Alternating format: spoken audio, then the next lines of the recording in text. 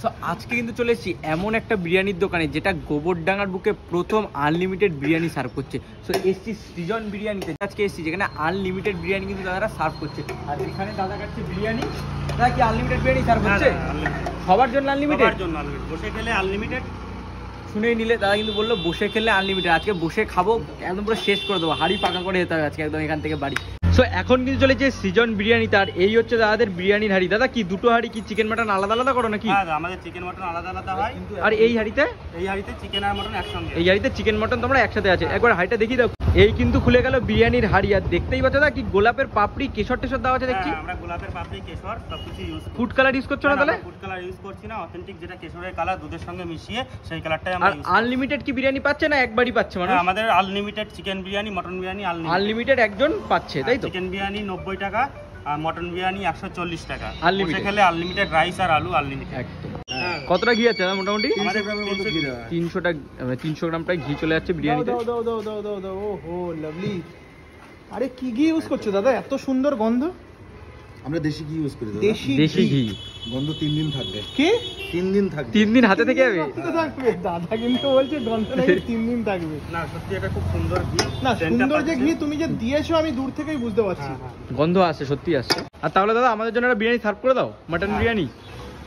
এই যে খুলে গেল বিরিয়ানির হাড়ি দাদাদের। আর এই তো এখানে ওরে সাবাস কি পিস দাদা, নাল্লির পিস। আরে ভিতরে তো দেখি গোলাপ ফুলের পাপড়ি দেওয়া আছে।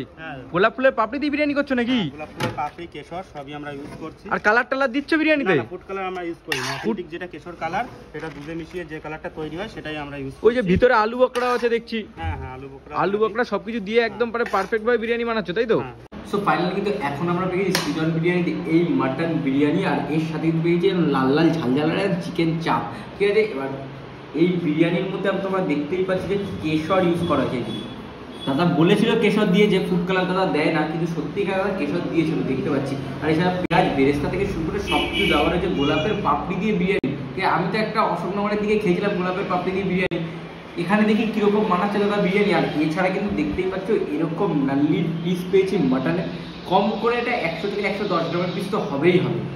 আর এখন ট্রাই করবো হচ্ছে বিরিয়ানির রাইসটা। এই পাচ্ছ এরকম ঝরঝরে কিন্তু পুরো রাইস, আর তার মধ্যে কেশর কিন্তু দেখাই যাচ্ছে। অনেক দোকানদার কিন্তু হবিতে পরিণত করে ফেলেছে ফুড কালার ইউজ করাটা। না, যেটা ইউজ করা আমি মনে করি না উচিত, একদমই উচিত না। যাই হোক, ফার্স্টে আমি রাইসটা ট্রাই করবো। রাইসটা একটু ট্রাই করে বলো। এই রাইস, চলো খাওয়া যাক।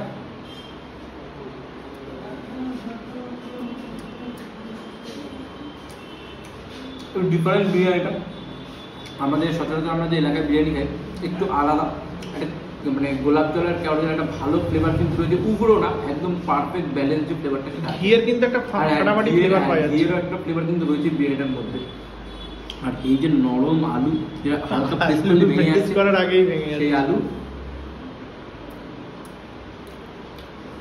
আলুর ভিতরে যে মশলাটা একদম মানে পারফেক্ট পরিমাণে ঢুকেছে মশলাটার ভিতরে, যেটা খেতে বেশ ভালো লাগছে। আর ট্রাই করবো হচ্ছে এখন মাটন।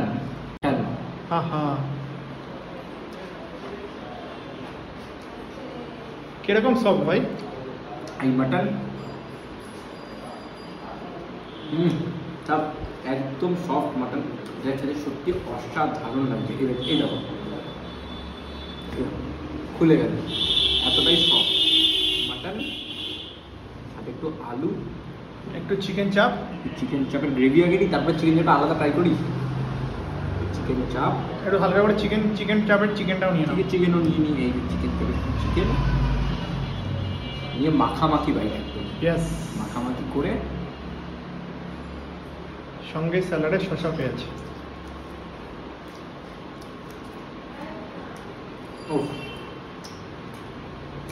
অসাধারণ লাগছে।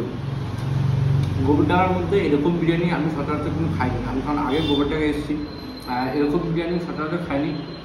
আর গোবরডাঙ্গাতে আনলিমিটেড বিরিয়ানি মানে সর্বপ্রথম। হ্যাঁ, সর্বপ্রথম আনলিমিটেড বিরিয়ানি। কারণ আমি একটুখানি রাইস চাইলাম কিন্তু সে দাদা দিয়ে গেল, কিন্তু সত্যি কথা জাস্ট অসাধারণ কিন্তু রাজ্যের সেটা বেড়ে খেতে।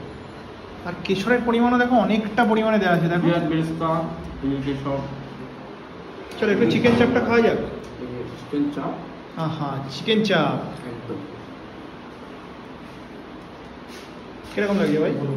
অসাধারণ টেস্ট। কাজু, আর এখানে যে বুঝেছি মানে কাজু বাদাম বাটা আর মগজ, চাল মগজের ফ্লেভারটা কিন্তু ভালো পরিমাণে দেওয়া রয়েছে। আর এছাড়া মনে হয় দাদারা রংটা যে কালারটা আসছে সেটাতে আই থিঙ্ক হলুদ আসছে বলে হলুদ কালার এসছে। আর অনেক জায়গায় আমি যেটা দেখেছি যে চিকেন চাপটা এটা গ্রেভিটা কিন্তু সাদা রঙের আসে, কারণ তারা কাজু বাদাম বাটা দেয়, চাল মগজ দেয়। কিন্তু তোমাদেরটা দাদা এরকম লাল রঙ আসলো কেন? কালারটা আমাদের অ্যাকচুয়ালি কাজু বাদাম বাটা দেওয়া হয়, এটা সাদা সর্ষে দেওয়া হয়, পোস্ত দেওয়া হয়, দিয়ে ওর সঙ্গে রেড চিলি পাউডার আর কাশ্মীরি মির্চ দেওয়া হয়, দই আছে, দুধ আছে। দুধ না দিলে যে উপরের যে লেভেলটা এসছে ওটা আসবে না। ওকে, মানে তোমরা রেড চিলি পাউডারটা ইউজ হ্যাঁ, করছো? রেড চিলি পাউডারের সঙ্গে দুধের মিশ্রণ না থাকলে ওটা আসবে না। ওকে, দাদা কিন্তু আমাদের ক্লিয়ার করে বলে দিয়েছে। হ্যাঁ, দাদা কালার ইউজ করছে না, একদমই করছে না। তো এই যে আরেকবার ট্রাই করছি, জাস্ট অসাধারণ লাগে কিন্তু বিরিয়ানিটা। সত্যি বলছি, গোবরডাঙ্গা অঞ্চলে এরকম বিরিয়ানি পাওয়া আমার তো মনে হয় সচরাচর সম্ভব না। আর যদি ভিডিওটা এতটা পর্যন্ত দেখে থাকো, যদি ভিডিওটা ভালো লেগে থাকে তাহলে কী করতে হবে? ফলো করে দিতে হবে, লাইক করে দিতে হবে, কমেন্ট করতে হবে, শেয়ার করে দিতে হবে। আর একদম আসতে হবে দাদার দোকানে।